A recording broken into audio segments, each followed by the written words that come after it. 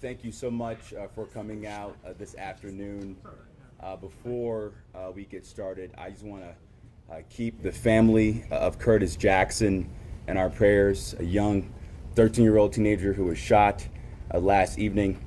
You know, every day we are working to fight violent crime in our city. So please keep the family of Curtis Jackson in your prayers.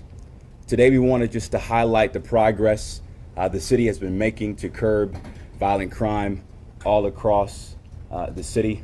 You know, just last night we celebrated the ending of the first ever Hoops After Dark program with the Cleveland Cavaliers, where young men 18 to 29 from all across the city came out to play basketball, but also got life training around financial literacy and employee development as well too. Also last week, due to the great work of our administration and city council and the CPPA, in just 4 months we passed a new labor agreement with the police union to offer better pay for officers, as well as offer better pay for our recruits, so we can ensure we can attract and retain good officers as well too. And Chief Drummond has made dramatic strides in boosting morale, allowing our officers to wear ball caps and have tattoos and a little bit of beards as well. So we are making progress on that front. And as you know, cities all across the country are struggling to attract and retain officers. And our administration, with the support of City Council, will continue to work as hard as we possibly can to attract new officers to our department. And we're very grateful as well to the continued support we've gotten from the governor as well, with the Ohio State Patrol to better support traffic enforcement across our city to cut down on violent crime as well too. And so we're making progress. Year to date, homicides are down nearly 7%, and almost every major category of violent crime is down. But as last night's event tells you, we still have a lot more work to do. And we intend to always use an all of government approach to make sure that everybody in our city feels safe moving forward. And so we wanted to give the public just a progress report on how we're doing since our administration took office on January 3rd. I'm going to allow our council president and Councilman Polensek to offer some comments as well too, and then kick it off to Chief Drummond and Chief Howard. Thank you. Council President. Thank you. Well, good afternoon. First of all, I'd like to thank the mayor and all of our law enforcement partners. It's always good to give the community a regular update, especially when numbers are starting to trend down. However, just like the mayor said, we have a lot more work to do. Whenever we lose one person, like we lost Curtis Jackson, and like we had the mass shooting that took place over on Bessemer Avenue, there's always work to do. If one family loses a child or a loved one, I lose sleep at night. So it's very important that we do talk about how the numbers are going down. I like to commend the safety director and the chief. I think that the partnerships that have been built have begun to show a lot of promise. And that's a good thing. And the public needs to know that, because it's going to take a public partnership with law enforcement in order for us to keep making sure that we move these numbers down. I would tell you that events like we had yesterday with the Midnight Basketball League, I was fortunate enough to see some of the games at Zelma George throughout the year, do a big thing. We need to talk about those things. As much as we talk about law enforcement, we need to talk about some of the things that we're doing in order to sustain our community. Things around workforce, things that we're doing around social emotional development. Council has put several thousands of dollars into trauma-informed care, working with the administration to make sure that we try to deal with the root causes of violence in our community. So we're glad that we're starting to see some results, that these results that are trending down, but there's always more work to do.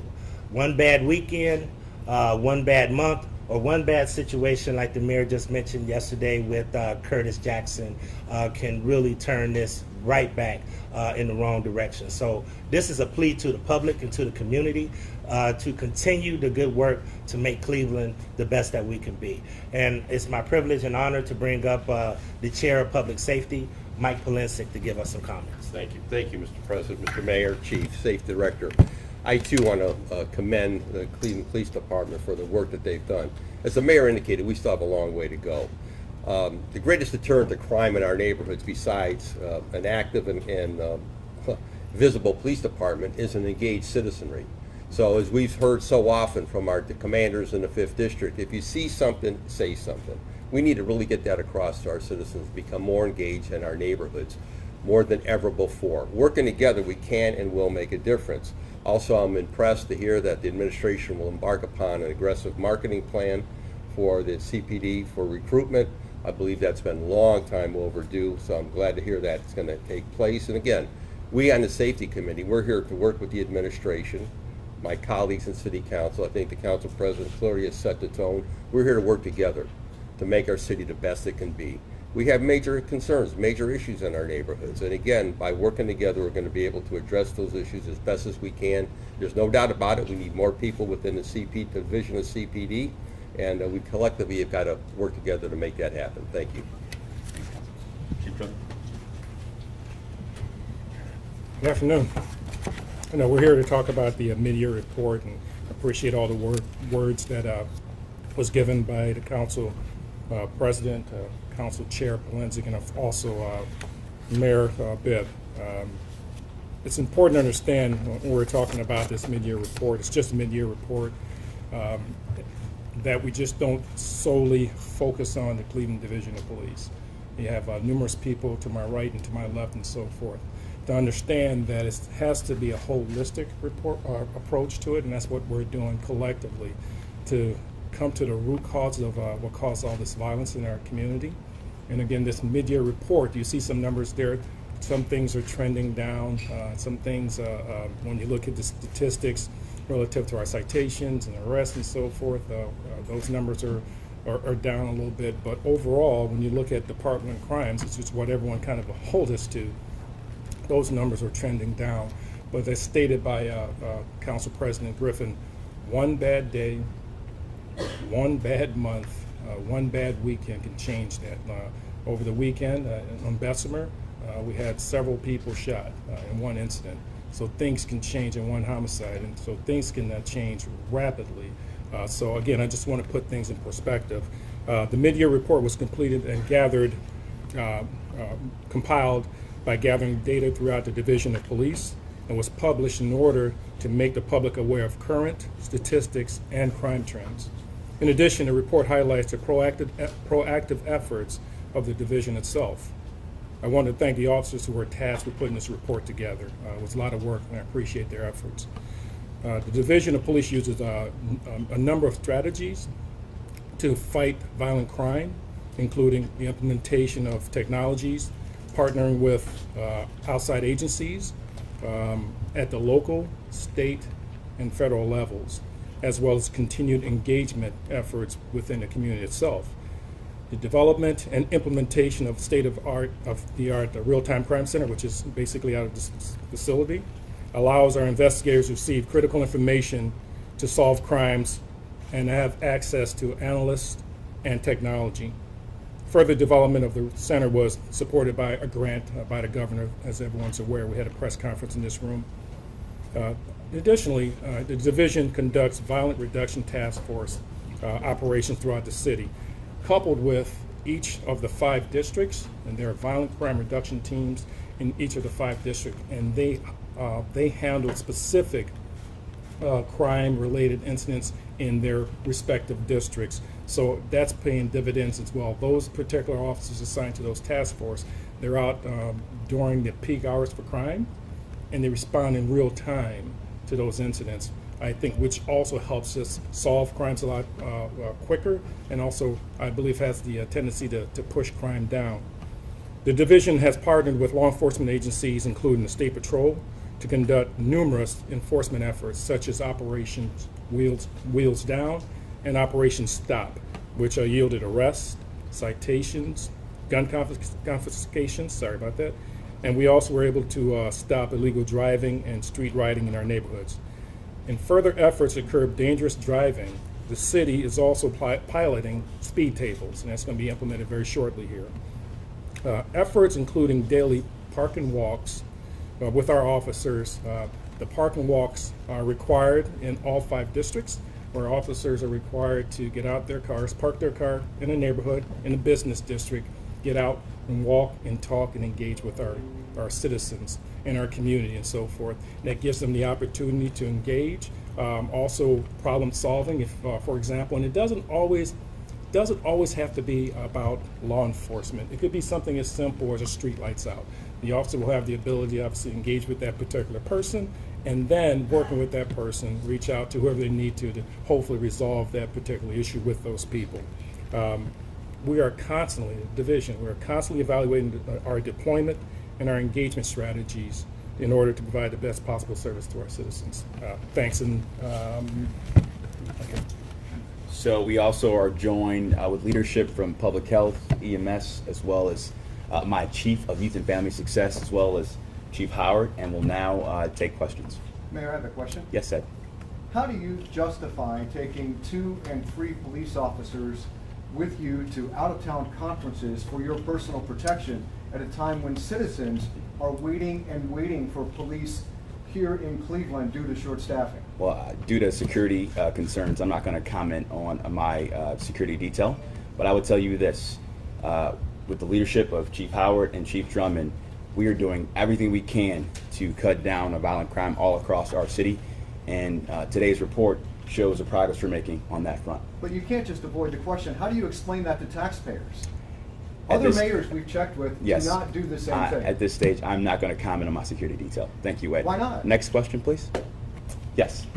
Mayor, regarding homicide rates year to date in the 54-page report that was released, looking over the last decade here, we see that in 2012 there were 36 reported. This year so far, 70.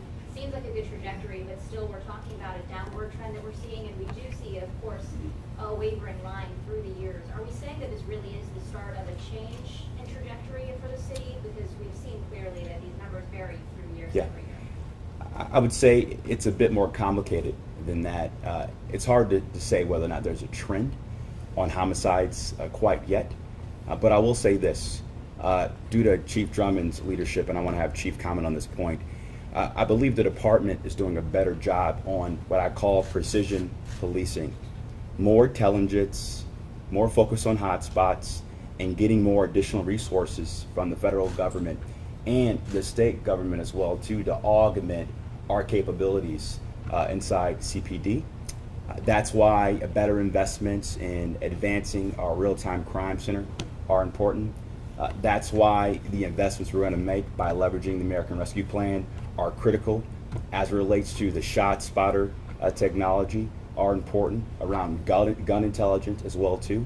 But again, having an all-of-government approach to stop crime before it starts is so critical. So the investments we make in programs like Hoops After Dark to keep young people, particularly young men of color, off the street are critical, because 90% of all gun-related homicides in the city of Cleveland are young men of color aged 18 to 29. So we know what the problem is, and we as a city must continue to focus our resources and investments on addressing that structural issue.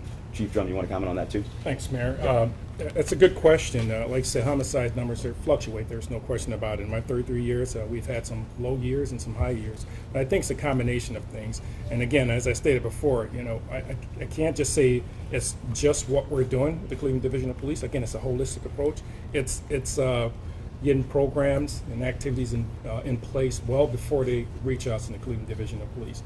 And that's what I push. If we can have more programs, more crime prevention, intervention and so forth. That's what I prefer. But with that said, I think the things that we're doing collectively with our partnerships with the State Patrol, the FBI, the DEA, the Secret Service, ATF, all those partnerships that the mayor mentioned, we leverage those partnerships. We are very laser focused in our attempts to reduce gun violence. We have hotspots, and I think most people here are probably aware of our hotspots. And so with our laser focus, we identify individuals that we know are trigger pullers. And we try to find those individuals, obviously, and pull them from our neighborhoods. It's good to have the federal agencies involved in that because we're talking about charging them federally if it applies, if it's applicable. And then if they're convicted, they're taken from our neighborhoods even longer. And it trends up, it trends down, and so forth. There's a variety of reasons why that happens, but I would be remiss if I didn't say that law enforcement, collectively, we, again, with the programs that we have in place and the efforts and the task force that we have in place, I think that helps us help to bring those numbers down and prevent some of the violent crimes that are occurring in our neighborhoods. Chief, I wanted to ask you about arrests down significantly. First half of the year from 2021 to 22, car thefts, narcotics, weapons possession, traffic citations are all down. The union president would say that's because there's just fewer cops on the street right now. He also says, and maybe Chief Howard could answer this too, is that officers are considering the risk of discipline when they're going to make some of these arrests and that encounter that they may have with the public. What are your thoughts on that? I'm not sure about the discipline aspect of it. I would hope that our officers are doing their job, and I believe they are. I believe the vast majority of the officers are doing their jobs, and they're doing it quite well. And I hope, again, that's not the reason. I don't believe it is. I would be remiss if I said that our staffing doesn't affect that. Of course it does. If I have 1,640 officers, which is my full staffing, that's what we're budgeted for. If I had 1,640 officers, that gives me more flexibility. That's just the reality of it. And we can have the various details about traffic enforcement, obviously increasing the arrest and so forth. But you have to look at it in kind of different lenses as well. Over the years, and we have a consent decree everyone's aware of, there's a huge emphasis, as it should be, on procedural justice. There's a huge emphasis on de-escalation and so forth, and that's important. And when we do that, we slow things down. And what I mean by that is you go to a scene and so forth, maybe someone's in a crisis, so forth. So our officers now with their crisis intervention training, procedural justice, de-escalation and so forth, they're slowing things down, which means that it's taking officers much longer to clear scenes.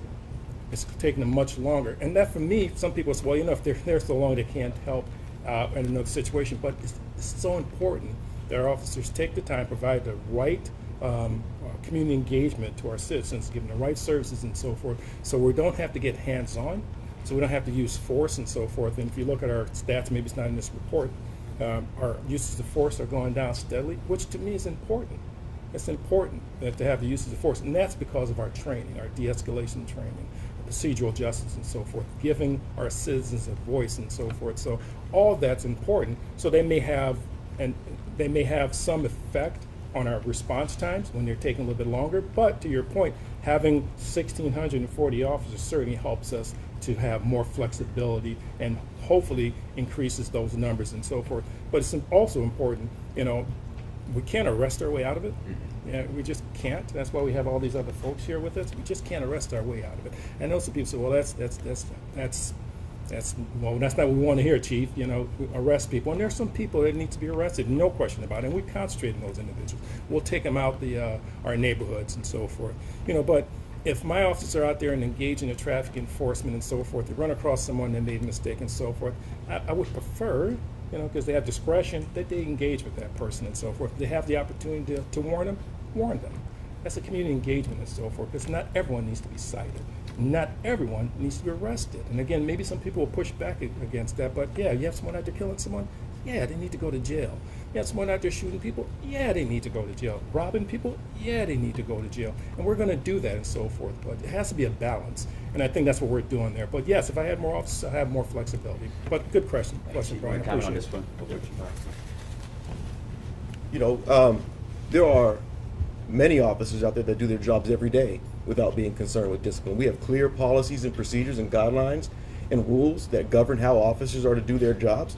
And the majority of the officers, they never come across, my desk or the chief's desk for discipline. What you're seeing, I think, is a lot more community engagement, a lot more partnership between the Department of Public Safety, Youth and Family Success, Community Relations, and the officers are engaging in the public in a different way. But as far as discipline, what you don't hear about is the number of officers who get acquitted that come across our desk after we have hearings and dig deep and find out what's going on. I don't believe that officers are refusing to do their jobs out of fear of discipline. I think that you're seeing officers doing their jobs within the policies and procedures in a much more community engagement centered way. Although, Mr. Mayor, Howard, I would follow up Nick, on that. Mayor, I have a question for you about Yeah. the consent decree. Yeah. Not too long ago, law director wrote a memo to the monitor outlining some of these declines in use of force. Do you think it's time for Cleveland to get out of the consent decree? Well, I would tell you this, we are working as quickly as we possibly can in collaboration with the monitoring team and Judge Oliver to get out of the consent decree. We have made dramatic strides in terms of the downward trend in the use of force cases against CPD.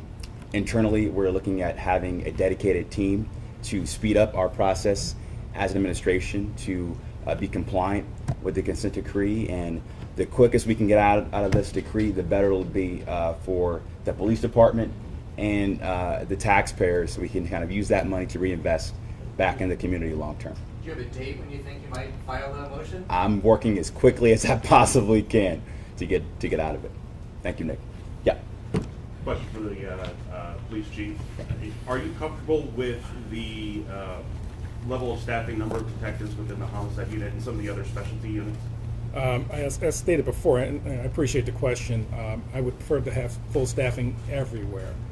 So am I comfortable with what they're doing? I'm comfortable with the individuals that are assigned here now. The detectives, they're dedicated. They do a tremendous job, I believe. Yes, I wish I had full staffing, and probably could do a little bit more with full staffing. We're trying to make sure that we have full staffing in units such as the homicide unit, and also we have sex crimes and domestic violence, all our specialized units and so forth. I prefer to have full staffing. We're just not there. We're making every effort through our recruitment department, our public safety recruitment, to hire as many people, and then obviously we can transition people into those detective units and so forth. So yeah, we're not at full staffing, but the officers there, the detectives there, I think are doing a tremendous job. Chief, the state legislature had, as you know, recently passed a law that got rid of requirements for CCW permits. Common tactic is to get illegal guns off the street, stop gun violence. Has the passage of that law shrunk the definition of what an illegal gun is, and thereby made it more difficult to get them on the streets? Well, I don't know if it made it more difficult. Well, I don't like to comment on politics and so forth, but we need to have good common sense laws to help, especially urban centers, help us police. And sometimes some of the laws that are passed to me doesn't make good sense. But anyway, with that said, it makes our job, I believe, a little bit more challenging in keeping guns off the street. And we're talking about illegal guns, illegal guns, and so forth. It makes it a little bit more challenging for our officers and so forth. A little more difficult in traffic stops. If you look at statistics, our officers, domestic violence and traffic stops is when officers, get either hurt or killed. That's historically and statistically. So it makes it a little more challenging. Makes the officers somewhat a little more hesitant in their approach to cars and so forth, because now obviously folks have the ability to carry weapons without training, without license and so forth. So it makes our job a little more challenging. I respect the rule of law, I respect the Constitution and so forth, but I think sometimes some of the laws that get passed in our legislature, makes it a little more challenging for urban centers such as Cleveland. Mark? Mayor, one of the hallmarks of your campaign last year was to bring more transparency and accountability to the police department. I think today's a good step in it, so I applaud you for that. Yep. What about the daily interaction with the public from the Division of Police? The spokespeople do not respond most often. I work for an organization that doesn't publish daily, but I read my colleagues that do publish daily. And I often see the Cleveland Division of Police not respond to requests for comment. That never used to be that way in the city. What are your plans to increase that engagement? Well, I can tell you this, Mark. Our administration is committed to being transparent and having a good working relationship with the press. I think today is indicative of that.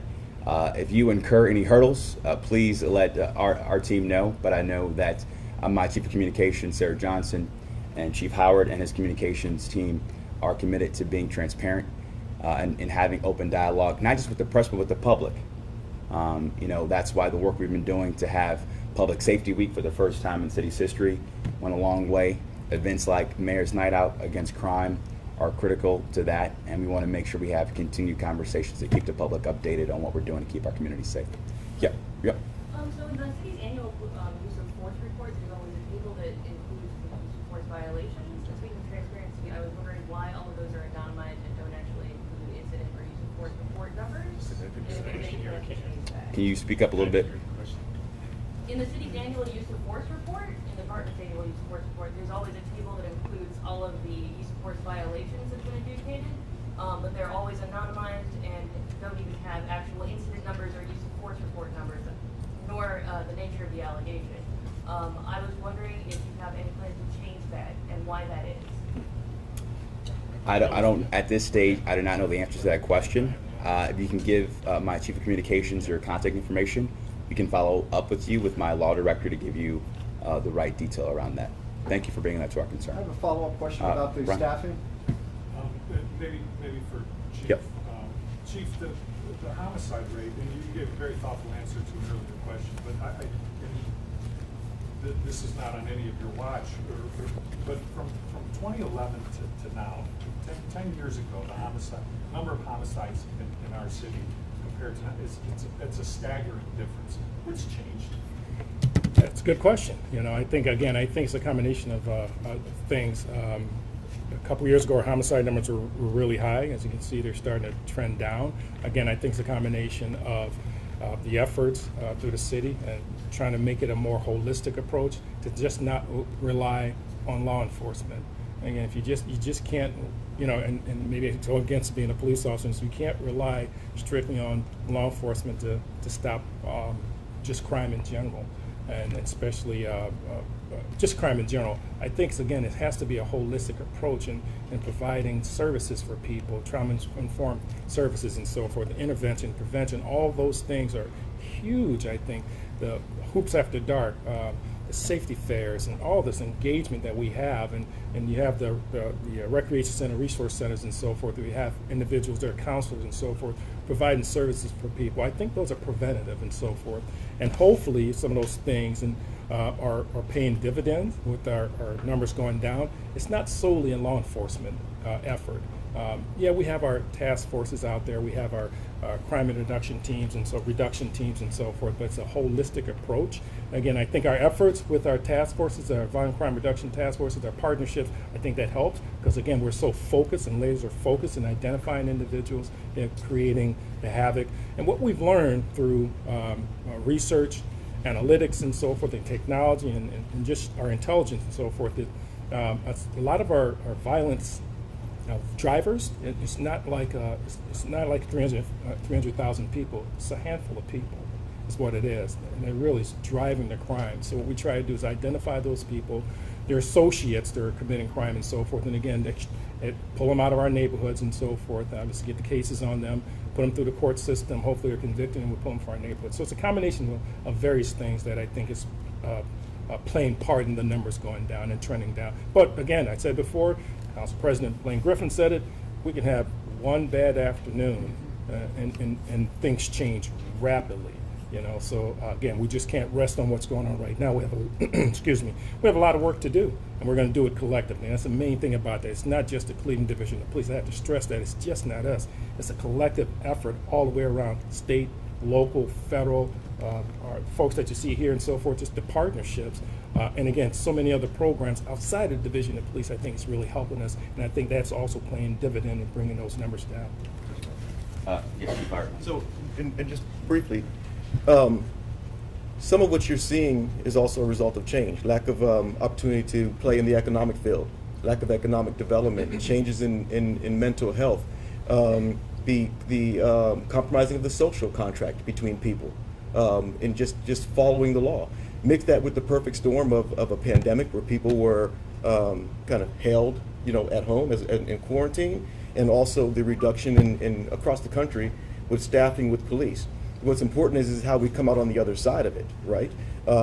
This administration is focusing on crisis intervention so we can deal with mental health, focusing on economic development in communities that are, feel they have been forgotten. Community engagement. Hoops After Dark is a good example of what we're trying to do to take people off the streets and give them opportunity. So a lot of what to answer your question, a lot of what you're seeing, I think, is how have we handled mental health? How are we handling the ease of access to guns? How are we handling staffing with the Division of Police? How are we handling economic development? And we are turning this corner to try to meet these modern issues with modern solutions. I hope that answers your question. Thank you. Last question. Question about staffing, real quick. The chief yesterday mentioned that you guys were going to hire a marketing firm. I was just trying to get a gauge of when that firm was going to be hired and when we might see an impact from it, when the next class is actually going to get started. Well, let me just comment on this. The reason why I instructed Chief Howard to look at a marketing firm is because the way we communicate about the benefits of working in law enforcement have to change. We are trying to attract the next generation of officers, particularly from communities of color that are hardest impacted by violent crime in our city. So we as a city have to be more modern in our approach. That's why we made changes about beards and tattoos. That's why we made changes about allowing our officers to wear ball caps. That's why we're very grateful that the police union came to the table and negotiated within 4 months, by the way, without going to arbitration, within 4 months, an 11% pay increase over the next 3 years to ensure we can start to tackle the financial impact of making sure we can actually attract and retain good officers over time. So Rome was not built overnight. We have a long way to go, but this administration, along with City Council, is committed to working around the clock to get this right, to ensure we can attract the best officers to our department moving forward as a city. Yep. Regarding retention, about a fifth of the division's staff currently is eligible for retirement or will be coming soon. In the same vein with the marketing firm, is there part of you that worries that the staffing levels are going to get worse before they get better? Yes, of course, and with the numbers that you just gave and the statistics and so forth. So yes, so we're doing everything we can collectively, like I said, through the mayor's office, hopefully with this marketing firm, help attract new officers, qualified individuals to become law enforcement officers. It's a process. It takes, once they're in the academy, about 8 months to become a law enforcement officer, and then an additional 6 months for probationary and so forth. But yes, excuse me, sorry. But retention is extremely important to us. With the folks that are eligible to leave right now, it gives me pause. No question about it, and that's why we push the effort on the front end with the marketing firm. Thank goodness, the ratification of the contract and so forth, they bring us up and make us more competitive as far as salaries are concerned. So we're going to bring people in the front door to hopefully keep pace with individuals that are either retiring or leaving. I'm hoping that as far as retention, with the ratification of the contract, the simple things such as beards, tattoos, and the ball cap will help with the retention, because that's very important to the officers. So that's just small things that we can do, and we're again trying to do what we can as far as technology, equipment, and make sure the officers have what they need to be successful out there. But we're doing our very best to retain officers, and hopeful, although they're eligible, to leave at 25 years, that they'll stay beyond that, because again, the salaries are there, and we've changed some things culturally that I think should help with that retention. Chief, there's a lot of talk on the street by officers who favor would, if allowed, let them collect their pensions, retire, and then come back like other officials do. Could that be done locally, or it's got to be done statewide because of the pension? You mean come back as law enforcement officers? Right. To never leave. Oh, to never leave. To never leave. Well, that's a pension. Yeah, that's Right. more of a state level to talk about that through the pension funds, because obviously once you collect your pension, you have to leave. So that's again, that's at the state level. We have to have those discussions. Okay. Last two questions. Yes. It's been several months since your administration changed the policy on referring people to the diversion centers for police, and yet the referrals remain in single digits per month. Has anybody talked to the officers and tried to figure out why they're not choosing to use the diversion centers? That's something we do on a regular basis. I was just I'm a board member of the Diversion Center board. I'm part of that, and so that's the questions that's posed to me and so forth. And are we trying to find out why the officers not utilizing that? As a matter of fact, the board itself, through the county, they have a survey that they did, talking with the officers. It's interesting. It's interesting when you look at the survey, and maybe you can talk with the county to release that survey. I think they're kind of going through it and analyzing it and so forth. They're asking the officers if they're aware of the program, and they say they are. And this is across Cleveland, and some of the suburbs that's taken part in this are utilizing the diversion center. They ask them if they're aware of it. They are. The percentage is really high, so it's not that they're not aware of it. Those one of the questions are they aware of it? Yes. How did they hear about it? And they heard internally and so forth. So they hear about it internally as well. So I think we're doing a relatively good job in informing our officers to make sure that they know they have another resource out there that they can utilize. It's just a matter of fact getting down to the foot soldiers through our obviously our commanders, our lieutenants, our captains, our sergeants, and so forth, to explain to them the value of using the diversion center. And I stated before, you know, you don't have to arrest everyone. You know, obviously we have the real violent individuals out there. Yeah, they should be arrested and so forth. There are low levels, I believe, that folks can be diverted. I think that's equally as important because those individuals can receive treatment, and that's what they will receive at the diversion center. So if we can increase our capacity and have more folks diverted there, that's what we're pushing for. Again, I just think I have to do a better job as the chief to make sure that our officers understand that and they utilize the diversion center more readily. Thanks. All right, closes out. Probably a question for the chief, just to bring up about recruiting new officers. Just in your experience, it's usually been easier to get recruit someone to join the academy, start from scratch, or to get a lateral transfer. Because some departments, especially in larger cities, struggle to get people to come in. Sure. You know, that's at one time, it was very easy to get folks to come in the front door. I mean, it was very easy, but as everyone knows here, that's a challenge across the United States. And I tell this story all the time. I'm probably being repetitive. When I took the test in the many moons ago, in the late 80s, I took it at Public Hall, like everyone else. And it was probably about 4,000, if not more than that, 4,000 or 5,000 people that took the exam to be a police officer. And Sammy Morse, he's a deputy chief back there. I don't know if he took the same test or the test before, because he has a year on, so he probably took another test. But even when he took it, there were several thousand people that took the exam. One of the last exams we gave, we had probably about 200 people apply. You know, look at the dichotomy there. About 200, and in order for us to seat a class, you have to go through people and so forth. We have to have state minimum, a minimum of 10 people to start academy class and so forth. So we can't get folks to come in, and there's a variety of reasons why that happens. I think part of it, and again, I've said it before, and I'm going to be repetitive, I think over the last several years, you have, I think, a vilification of law enforcement in general. And I think a vilification, and more specifically here, of Cleveland police officers. This is a totally different police department. We have our work cut out for us. There's no question about it. We're an imperfect police department. We're doing our very best, and the vast majority of officers, I think, are doing a phenomenal job out there day in and day out. But like I said, we're doing our best. And I'm sorry, I lost my train of thought. But we're doing our very best to make sure that we can get people in the front door that's qualified. That's the key thing. But when you only have 200 that's applying, that makes it very challenging. Hopefully a marketing firm, you know, having different ideas and so forth to getting people in. But I think it's important for the public, again, to support officers that are doing the right thing. I think that resonates with others that see that, rather than just a vilification of law enforcement officers in general, using a broad brush. I can tell you this. Officers, again, they do a phenomenal job day in and day out, and they do it consistently, and they can do 1,000 things right, 1,000 things, and they do on a regular basis, and just engage with people and so forth. All it takes is one incident, and that blows everything out the water.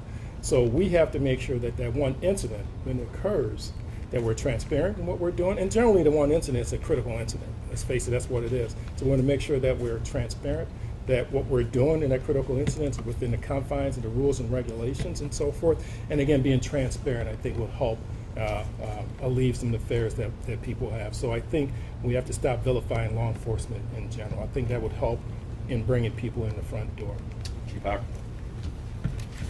You know, we talk about the marketing firm, but there's a lot of things are being done and always being considered to meet the modern situation that we are with recruiting. We've centralized recruitment into Public Safety Administration. We've hired a recruitment manager. We will be working on a new 5-year plan for recruitment. We're going to take our time and make sure that we do that right. Looking for services for a marketing firm. That's not new. But there are other jurisdictions around this country that have sought that assistance as well to showcase the division of police, its various divisions, and to humanize the officers, show that it's a career for people. The starting wage of $20 an hour in the academy is very significant. Going from $15 to $20 an hour as the starting wage in the academy is something that puts us in a really good position. This contract puts us in a good position to attract new talent. And that new talent will come in and receive this training that we have developed and fine-tuned under the consent decree. So the city of Cleveland will get a much more efficient, customer service-oriented division of police, community engagement-oriented division of police than it has in the past. Great. Okay, that's a wrap. Thanks, everybody.